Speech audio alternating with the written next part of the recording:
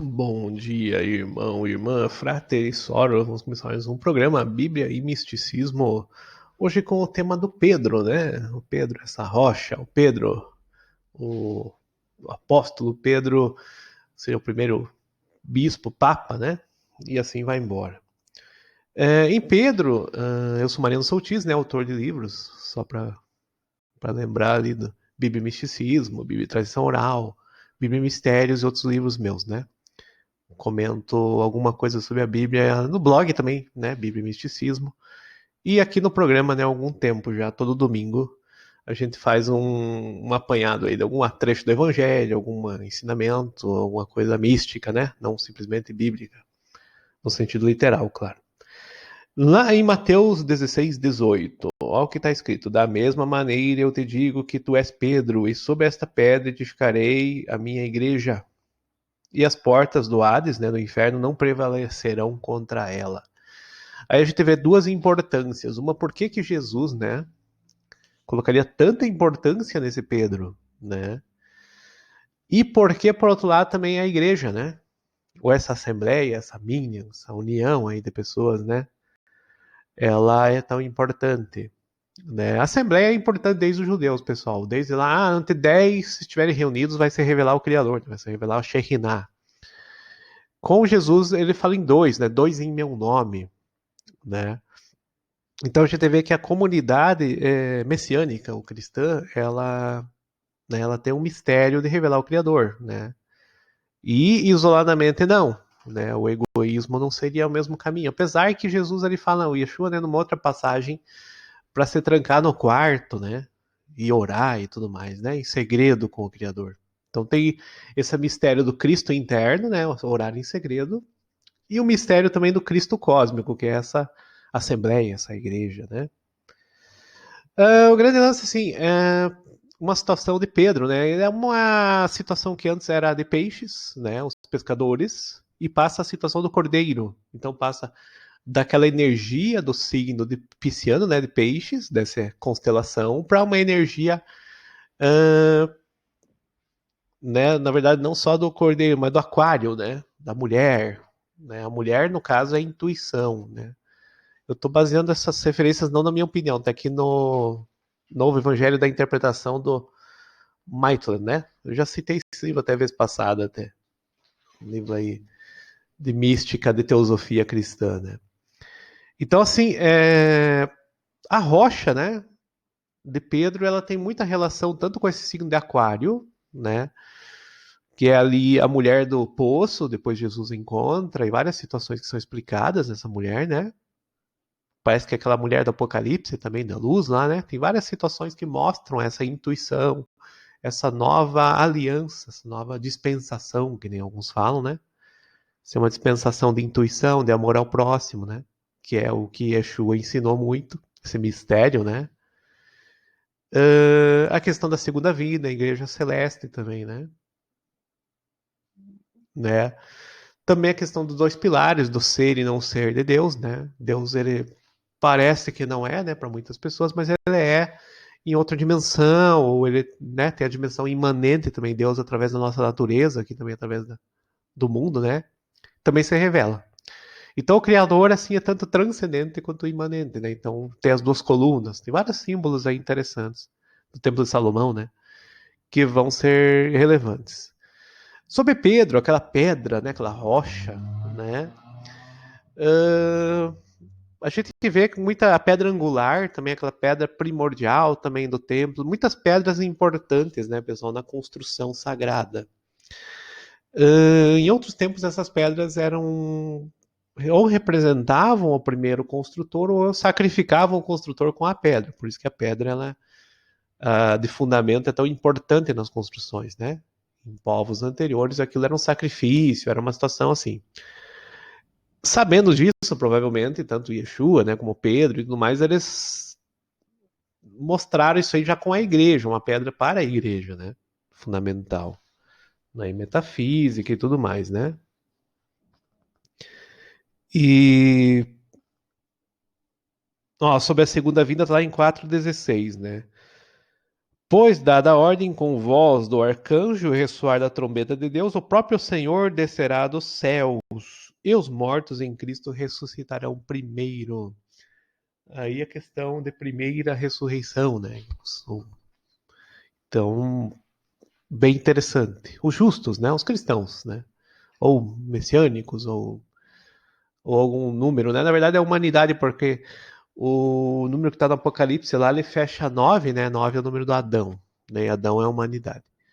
Mas aí são situações místicas, né? Que vêm interessantes. Pedro, mais uma vez, ele tem uma outra situação. Ele é muito parecido, né? Relacionado com Hermes, que também é a rocha, né? Hermes também é a rocha. Então, ao mesmo tempo que o Pedro, aí, um apóstolo, seria o comunicador, né, do céu para com a terra, né, uma espécie de mensageiro, ele também é rocha, também é, sei lá, tábua da lei, alguma coisa que você coloca numa rocha, né? Essa pedra de fundamento da igreja, primeiro papa, vai embora, né? Então, ele tem importância, assim, né? Assim como intérprete, como um entendimento, né? E assim, a fé é o fundamento, né? A fé é o fundamento. Só que essa fé não é uma fé cega, é uma fé com entendimento. Esse que é o problema. As pessoas hoje usam a fé como se fosse uma qualquer coisa e aquilo é o caminho cristão da igreja, né? E não é. A fé tem que estar com entendimento junto, né? Se é uma fé e entendimento, entendimento fé, seria duas coisas juntas, né? E essa que salva, fé e entendimento que salva, e não só a fé. Fé eu posso ter fé que vou ganhar na loteria, posso ter fé que vou, sei lá, ficar rico, posso ter fé de mil coisas sem Deus, sem nada unido, né? Claro que a fé ela tem que estar com o conhecimento do evangelho, com o conhecimento dessa mensagem, desse Cristo, né? E a incorporação também, né? O Cristo interno, o Cristo cósmico. Nós temos que compartilhar dessa imitação do Cristo, né? A imitação do Crestus, na imitação desse conhecimento superior, desse Salvador, desse Messias, né? Não é simplesmente uma fé, né? Como hoje acontece. Precisa de uma regeneração. Vai resultar numa regeneração, né? Vai resultar numa reparação. Vai resultar numa evolução, né, humana também. Né? Não é simplesmente automática. Ah, mas o entendimento.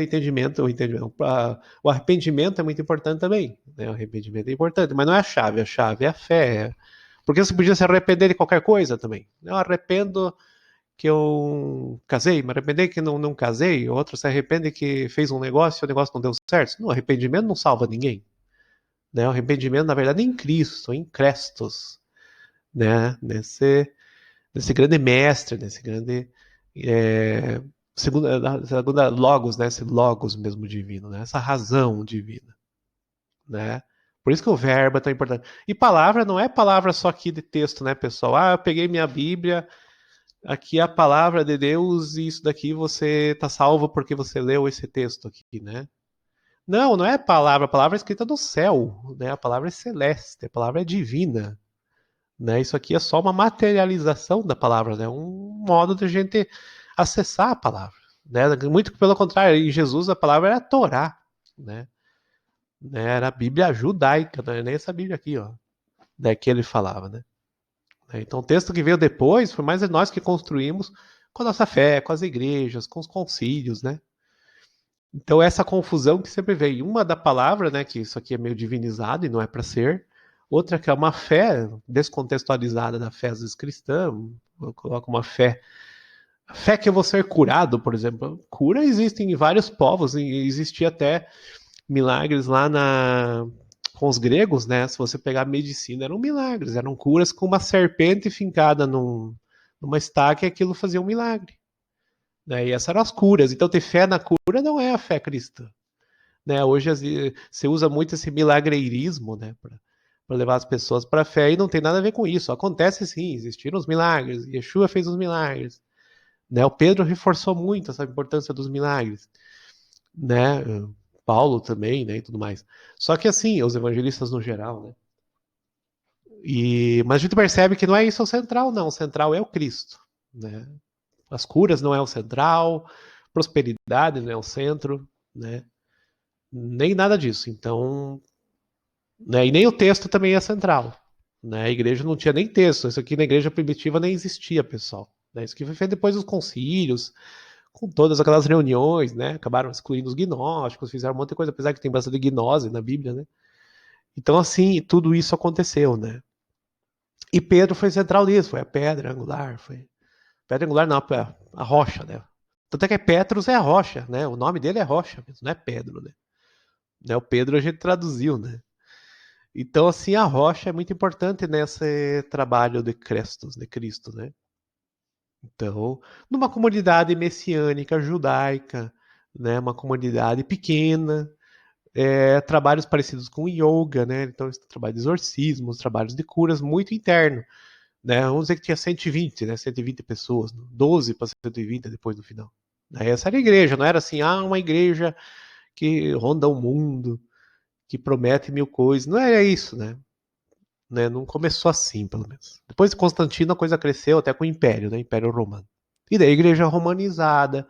E depois os reformadores pegam a romanizada e continuam praticamente, né? Não tem aquela reforma toda, né? Você vê que está romanizado do mesmo jeito. E os textos atacando judeus, atacando fariseus. Essas coisas todas que a gente vê na Bíblia, né, pessoal? Então, tem que ter um pouco de filtro disso tudo para perceber, né? Jesus cumpria a lei. Jesus mesmo disse: não vim para revogar a lei, não revogou a Torá. Né? A Torá ainda estava valendo. Ele sim, ele podia descumprir porque ele era Deus, era Messias, né? Não os outros descumprirem, né, os mandamentos. É bem diferente. Então são situações, né, pessoal?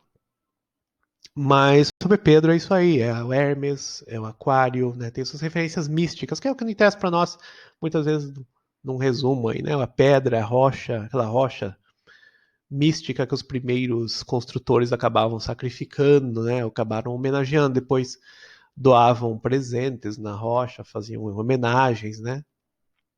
Então aquele templo, aquela igreja construída, ela tem uma rocha que é a primeira, né? E sempre foi homenageada de uma forma muito religiosa essa situação. E aqui em Pedro a gente percebe né, essa arquitetura divina, assim. Essa repetição do grande arquiteto, né? Como Deus tem uma primeira rocha, vamos dizer que seja o Crestos, né, o Cristo. Assim nós temos as nossas primeiras rochas em igrejas, em assembleias, em grupos, né, que a gente tem de fé ou de espiritualidade. Tá bom, pessoal? Essa foi mais um do escola do nosso Bíblia e Misticismo, né? Estejam com Deus e acho. Yahu com o nosso Senhor Jesus Cristo e Yeshua e com o Espírito Santo vos iluminando o Arhakadosh. Até a próxima Bíblia e Misticismo.